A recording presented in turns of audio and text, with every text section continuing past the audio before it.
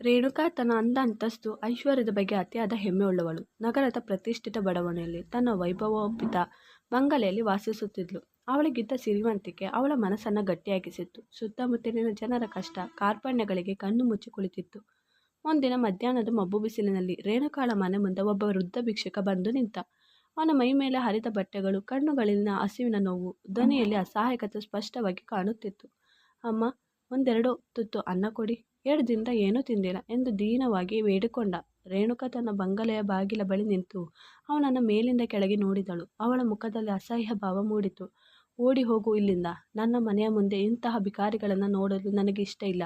ಇಲ್ಲಿ ಏನೂ ಸಿಗುವುದಿಲ್ಲ ಎಂದು ಗದರಿಸಿದಳು. ಭಿಕ್ಷುಕ ಮತ್ತೊಮ್ಮೆ ದೀನವಾಗಿ, ಅಮ್ಮ, ದಯವಿಟ್ಟು ಏನಾದರೂ ಕೊಡಿ ಎಂದು ವಿನಂತಿಸಿದ. ರೇಣುಕಾಳ ತಾಳ್ಮೆ ಸೀಮಿತವಾಗಿತ್ತು. ತನ್ನ ಮನೆಯ ಸೇವಕನನ್ನು ಕರೆದು, ಇವನನ್ನು ಇಲ್ಲಿಂದ ಹೊರಡು ಓಡಿಸು, ಇಲ್ಲದಿದ್ದರೆ ನಾನೇ ಏನಾದರೂ ಮಾಡಬೇಕಾಗುತ್ತದೆ ಎಂದು ಕೂಗಿದಳು. ಸೇವಕ ಆತನನ್ನು ತಳ್ಳಿದಾಗ ಭಿಕ್ಷುಕ ನೆಲಕ್ಕೆ ಬಿದ್ದ. ಅವನಿಗೆ ತೀವ್ರವಾಗಿ ನೋವಾಯಿತು. ಆದರೆ ಅವಳ ಮನಸ್ಸು ಕಲ್ಲಾಗಿತ್ತು. ಚೂರು ಕೂಡ ಕರಗಲಿಲ್ಲ. ನೋವಿನಿಂದ ನರಳುತ್ತಿದ್ದ ಭಿಕ್ಷುಕನಿಗೆ ನಿಧಾನವಾಗಿ ಎದ್ದು ನಿಂತು ರೇಣುಕಳ ಕಡೆಗೆ ತಿರುಗಿ, ಅವನ ಕಣ್ಣುಗಳಲ್ಲಿ ಆಳವಾದ ನೋವು, ಕೋಪದ ಮಿಶ್ರಣವಿತ್ತು. ನನ್ನ ನೋವಿಗೆ ಕಾರಣನಾದೆ. ನೀನು ಎಂದಿಗೂ ತಾಯಿಯಾಗುವುದಿಲ್ಲ. ನಿನ್ನ ಗರ್ಭ ಬಂಜೆಯಾಗಿರುತ್ತದೆ. ಮಕ್ಕಳಿಲ್ಲದೆ ನಿನ್ನ ಬದುಕು ಬರಿದಾಗಿರುತ್ತದೆ ಎಂದು ಶಾಪ ಹಾಕಿದನು. ರೇಣುಕಾ ಅವನ ಶಾಪವನ್ನು ಲಘುವಾಗಿ ತೆಗೆದುಕೊಂಡಳು. ಅವಳಿಗೆ ಭಿಕ್ಷುಕನ ಮಾತುಗಳು ಹುಚ್ಚುತನದಂತೆ ಕಂಡವು. ತಾನು ಶ್ರೀಮಂತೆ, ತನ್ನ ಬಳಿ ಎಲ್ಲವೂ ಇದೆ, ಯಾವ ಶಾಪವೂ ನನ್ನನ್ನು ಕಾಡಲು ಸಾಧ್ಯವಿಲ್ಲ ಎಂದು ಅಂದುಕೊಂಡಳು. ಆ ಕ್ಷಣದಲ್ಲಿ ಆ ಭಿಕ್ಷುಕನ ಬಗ್ಗೆ ಅವಳಿಗೆ ಯಾವುದೇ ಮರುಕವಿರಲಿಲ್ಲ. ಬದಲು ಅವನ ಬಗ್ಗೆ ದ್ವೇಷವೇ ಮೂಡಿತ್ತು. ರೇಣುಕಾ ಭಿಕ್ಷುಕನ ಶಾಪವನ್ನು ಸಂಪೂರ್ಣವಾಗಿ ನಿರ್ಲಕ್ಷಿಸಿದಳು. ಅವಳ ಪ್ರಕಾರ ಆತ ಒಬ್ಬ ಅಸಹಾಯಕ ಭಿಕ್ಷುಕ. ಅವನ ಶಾಪಕ್ಕೆ ಯಾವುದೇ ಬೆಲೆ ಇಲ್ಲ ಎಂದು ಭಾವಿಸಿದಳು. ತನ್ನ ಶ್ರೀಮಂತಿಕೆ, ಸೌಂದರ್ಯದಿಂದ ಯಾವ ಪುರುಷನನ್ನು ಬೇಕಾದರೂ ಆಕರ್ಷಿಸಬಹುದು ಎಂದು ನಂಬಿದ್ದಳು. ತನ್ನ 25ನೇ ವಯಸ್ಸಿನಲ್ಲಿ ಅವಳು ಒಬ್ಬ ಯಶಸ್ವಿ ಉದ್ಯಮಿಯನ್ನು ಮದುವೆಯಾದಳು. ಅವರದು ಅದ್ದೂರಿಯಾದ ವಿವಾಹವಾಗಿತ್ತು. ನಗರದ ಜನರು ಆಶ್ಚರ್ಯದಿಂದ ನೋಡುವಷ್ಟು ವೈಭವದಿಂದ ನಡೆದಿತ್ತು. ಆರಂಭದಲ್ಲಿ ಅವರ ದಾಂಪತ್ಯ ಜೀವನ ಸುಖಮಯವಾಯಿತು. ಆದರೆ ವರ್ಷಗಳು ಉರುಳಿದಂತೆ ಮಕ್ಕಳು ಆಗಲಿಲ್ಲ ಎಂಬ ಚಿಂತೆ ಶುರುವಾಯಿತು. ರೇಣುಕಾ ವೈದ್ಯರನ್ನು ಭೇಟಿಯಾದಳು. ಹಲವು ಪರೀಕ್ಷೆಗಳನ್ನು ಮಾಡಿಸಿದಳು. ವೈದ್ಯಕೀಯವಾಗಿ ಅವಳಿಗೆ ಯಾವುದೇ ಸಮಸ್ಯೆ ಇರಲಿಲ್ಲ. ಎಲ್ಲವೂ ಸಾಮಾನ್ಯವಾಗಿಯೇ ಎಂದು ವರದಿಗಳು ಹೇಳಿದವು. ಆದರೆ ಅವಳ ಗರ್ಭದಲ್ಲಿ ಜೀವ ಮೂಡಲಿಲ್ಲ. ಪತಿಯ ಕಡೆಯಿಂದ ಒತ್ತಡ ಹೆಚ್ಚಾಗತೊಡಗಿತು. ಮನೆತನಕ್ಕೆ ಉತ್ತರಾಧಿಕಾರಿ ಬೇಕೆಂಬ ಮಾತುಗಳು ನಿರಂತರವಾಗಿ ಕೇಳಿಬಂದವು. ರೇಣುಕಾಳ ಪತಿ ಮಕ್ಕಳು ಇಲ್ಲದ ಕಾರಣಕ್ಕೆ ಅವಳನ್ನು ದೂರಲು ಪ್ರಾರಂಭಿಸಿದನು. ಸಮಾಜದಲ್ಲಿ ಸಿಗುತ್ತಿದ್ದ ತಾಗದೆ ಕುಟುಂಬದವರ ನಿರಂತರ ಒತ್ತಡ ಅವನನ್ನು ಇನ್ನಷ್ಟು ದೂರು ಮೂಡಿತು. ಕೊನೆಗೆ 2 ವರ್ಷಗಳ ನಂತರ ಮಕ್ಕಳಿಲ್ಲ ಎಂಬ ಕಾರಣಕ್ಕೆ ಆತ ರೇಣುಕಳಿಗೆ ವಿಚ್ಛೇದನ ನೀಡಿದನು. ರೇಣುಕಳಿಗೆ ಆಘಾತವಾಯಿತು. ಅವಳು ತನ್ನ ಸೌಂದರ್ಯ, ಸಂಪತ್ತು ಇವೆಲ್ಲದಕ್ಕೂ ಮುಖ್ಯವಲ್ಲವೇ ಎಂದು ಅಚ್ಚರಿಪಟ್ಟಳು. ವಿಚ್ಛೇದನ ನೋವಿನಿಂದ ಹೊರಬರುವ ಮೊದಲೇ ಅವಳು ಮತ್ತೊಬ್ಬ ಉದ್ಯಮಿಯನ್ನು ವಿವಾಹವಾದಳು. ಈ ಬಾರಿಯಾದರೂ ಮಕ್ಕಳಾಗಬಹುದು ಎಂಬ ಆಸೆಯನ್ನು ಇಟ್ಟುಕೊಂಡಿದ್ದಳು. ಆದರೆ 2ನೇ ವಿವಾಹವು ಮೊದಲಿನಂತೆ ಫಲ ನೀಡಲಿಲ್ಲ. ವೈದ್ಯಕೀಯ ಪರೀಕ್ಷೆಗಳು ಮತ್ತದೇ ಫಲಿತಾಂಶವನ್ನು ನೀಡಿದವು. ರೇಣುಕಾಳಿಗೆ ಯಾವುದೇ ದೈಹಿಕ ಸಮಸ್ಯೆ ಇರಲಿಲ್ಲ. ಆದರೂ ಮಕ್ಕಳು ಆಗಲೇ ಇಲ್ಲ. 2ನೇ ಪತಿಯು ಮಕ್ಕಳಿಲ್ಲದ ಕಾರಣಕ್ಕೆ ಅವಳನ್ನು ದೂರಲು ಪ್ರಾರಂಭಿಸಿದನು. ಈ ಬಾರಿಯೂ ಆತ 3 ವರ್ಷಗಳ ನಂತರ ಇದೇ ಕಾರಣಕ್ಕಾಗಿ ವಿಚ್ಛೇದನ ನೀಡಿದನು. 2 ವಿಚ್ಛೇದನಗಳು ರೇಣುಕಾಳಿಗೆ ಸಂಪೂರ್ಣವಾಗಿ ಕುಗ್ಗಿಸಿದವು. ಸಮಾಜದಲ್ಲಿ ಅವಳಿಗೆ ಬಂಜೆ ಎಂಬ ಹಣೆಪಟ್ಟಿ ಅಂಟಿಕೊಂಡಿತ್ತು. ಇದು ಅವಳ ಅಹಂಕಾರವನ್ನು ಸಂಪೂರ್ಣವಾಗಿ ಮುರಿದು ಹಾಕಿತ್ತು. ಆದರೆ ಅವಳು ಜೀವನದ ಮೇಲೆ ನಂಬಿಕೆ ಕಳೆದುಕೊಂಡಿರಲಿಲ್ಲ. ತನ್ನ 35ನೇ ವಯಸ್ಸಿನಲ್ಲಿ ಅವಳು 3ನೇ ಬಾರಿಯೂ ವಿವಾಹವಾದಳು. ಈ ಬಾರಿ ತನ್ನ ಪತಿ ಹೆಚ್ಚು ಅರ್ಥ ಮಾಡಿಕೊಳ್ಳುವವನಾಗಿರಬಹುದು ಎಂದು ಭಾವಿಸಿದಳು.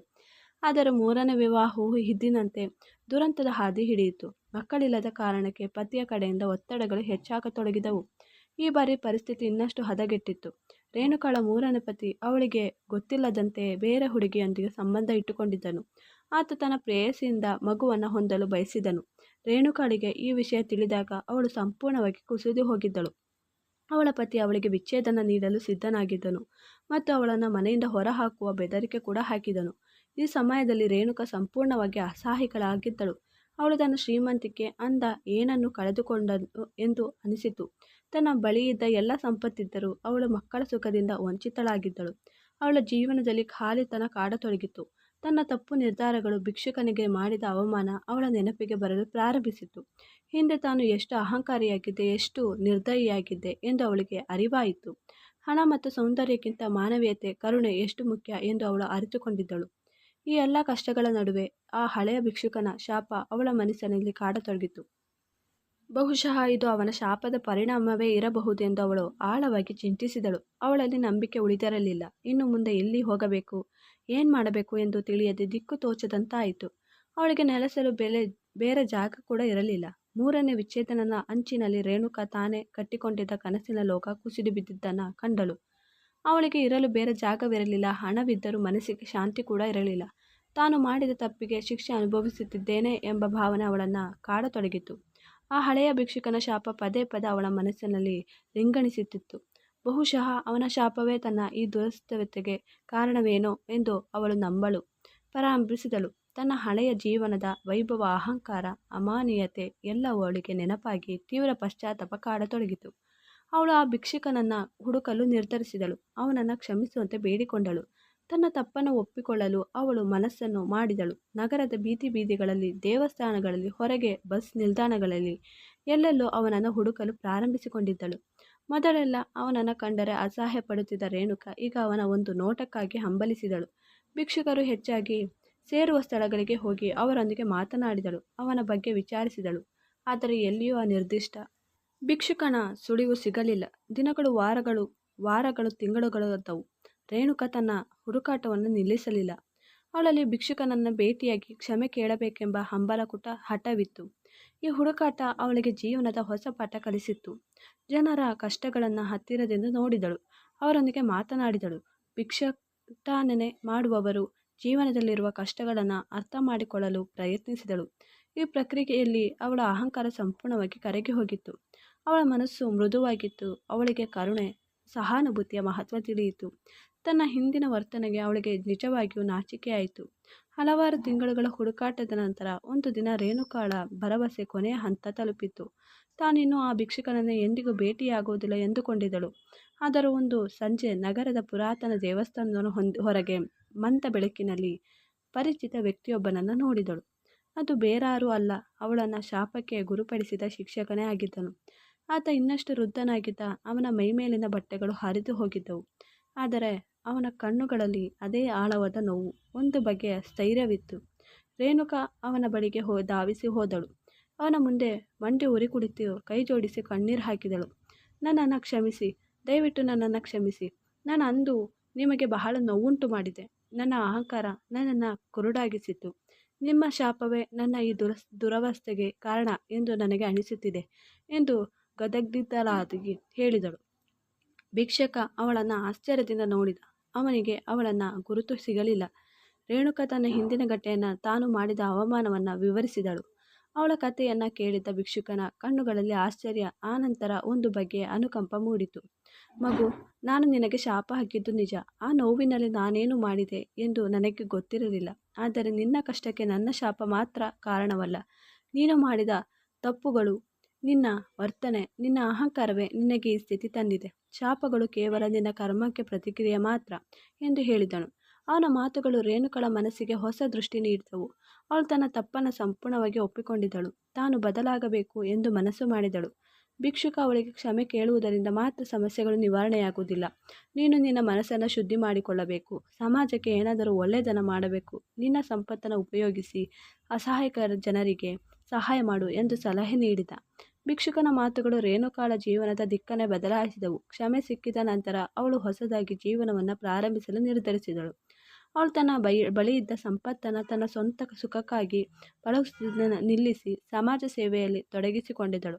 ಮೊದಲು ಅವಳು ಮಕ್ಕಳು ಇಲ್ಲದ ದಂಪತಿಗಳಿಗೆ ಸಹಾಯ ಮಾಡಲು ನಿರ್ಧರಿಸಿದಳು. ಅನಾಥಾಶ್ರಮಗಳಿಗೆ ಹೋಗಿ ಮಕ್ಕಳಿಗೆ ಬೇಕಾದ ಸೌಲಭ್ಯಗಳನ್ನು ಒದಗಿಸಿದಳು. ಆಸ್ಪತ್ರೆಗಳಿಗೆ ಮಕ್ಕಳ ಚಿಕಿತ್ಸೆಗೆ ಸಹಾಯ ಮಾಡಿದಳು. ನಂತರ ಭಿಕ್ಷುಕರಿಗೆ ಸಹಾಯ ಮಾಡಲು ಒಂದು ಆಶ್ರಮವನ್ನು ತೆರೆದಳು. ಅಲ್ಲಿ ಅವರಿಗೆ ಊಟ, ಬಟ್ಟೆ, ಆಶ್ರಯ ಒದಗಿಸಿದಳು. ಅವಳ ಈ ಕಾರ್ಯಗಳು ಸಮಾಜದಲ್ಲಿ ದೊಡ್ಡ ಬದಲಾವಣೆ ತಂದವು. ರೇಣುಕಾಳ ಹೆಸರು ಒಳ್ಳೆಯ ಕೆಲಸಗಳಾಗಿ ಪ್ರಸಿದ್ಧವಾಯಿತು. ಜನ ಅವಳನ್ನು ಕರುಣಾಮಯಿ ರೇಣುಕಾ ಎಂದು ಕರೆಯಲು ಪ್ರಾರಂಭಿಸಿದಳು. ರೇಣುಕಾ ಮಕ್ಕಳನ್ನು ಪಡೆಯಲು ಸಾಧ್ಯವಾಗಲಿಲ್ಲವಾದರೂ ಅವಳು ಅನೇಕ ಮಕ್ಕಳ ಪಾಲಕಿ ಆದಳು. ಅವಳ ಆಶ್ರಮದಲ್ಲಿ ಬೆಳೆದ ಮಕ್ಕಳು ಅವಳನ್ನು ತಮ್ಮ ತಾಯಿಯಂತೆ ಪ್ರೀತಿಸಿದರು. ಅವಳ ಅನಾಥಾಶ್ರಮದಿಂದ ಒಬ್ಬ ಹುಡುಗಿಯನ್ನು ದತ್ತು ತೆಗೆದುಕೊಂಡು ಅವಳಿಗೆ ಪ್ರೀತಿ ಆರೈಕೆ ನೀಡಿದಳು. ತನ್ನ ಜೀವನದಲ್ಲಿ ಎಂದಿಗೂ ಅನುಭವಿಸದ ತಾಯ್ತನದ ಆನಂದವನ್ನು ಅವಳು ಆ ಹುಡುಗಿಯ ಮೂಲಕ ಪಡೆದಳು. ರೇಣುಕಾಳಿಗೆ ಈಗ ಯಾವುದೇ ದುಃಖವಿರಲಿಲ್ಲ. ಅವಳು ತನ್ನ ಹಿಂದೆ ಮಾಡಿದ ತಪ್ಪುಗಳನ್ನು ಸರಿಪಡಿಸಿಕೊಂಡಿದ್ದಳು. ತನ್ನ ಜೀವನವನ್ನು ಸಾರ್ಥಕಪಡಿಸಿಕೊಂಡಿದ್ದಳು.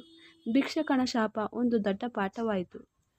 ಅದು ಅವಳ ಅಹಂಕಾರವನ್ನು ಕರಗಿಸಿ ಅವಳ ಮನಸ್ಸಿನಲ್ಲಿ ಕರುಣೆಯನ್ನು ತುಂಬಿತ್ತು. ಅವಳ ಜೀವನ ಈಗ ಸಂಪೂರ್ಣವಾಗಿ ಭಿನ್ನವಾಗಿತ್ತು. ಶ್ರೀಮಂತಿಕೆ ಅಹಂಕಾರದಿಂದ ತುಂಬಿದ ಜೀವನದಿಂದ ಕರುಣೆ, ಮಾನವೀಯತೆ, ಸೇವೆಯಿಂದ ತುಂಬಿದ ಜೀವನಕ್ಕೆ ಪರಿವರ್ತನೆಯಾಗಿತ್ತು. ರೇಣುಕಾಳ ಕತೆ ಮಾನವೀಯತೆ, ಕ್ಷಮೆಯ ಮಹತ್ವವನ್ನು ಸಾರುವ ಒಂದು ಮಹಾನ್ ಸಂದೇಶವಾಗಿತ್ತು. ಈ ಸಂದೇಶ ನಿಮಗೆ ಇಷ್ಟ ಆದರೆ ಪ್ಲೀಸ್ ಚಾನಲ್ ಲೈಕ್ ಮಾಡಿ, ಚಾನಲ್ ಸಬ್ಸ್ಕ್ರೈಬ್ ಮಾಡೋದನ್ನು ಮರಿಬೇಡಿ. Thanks for watching.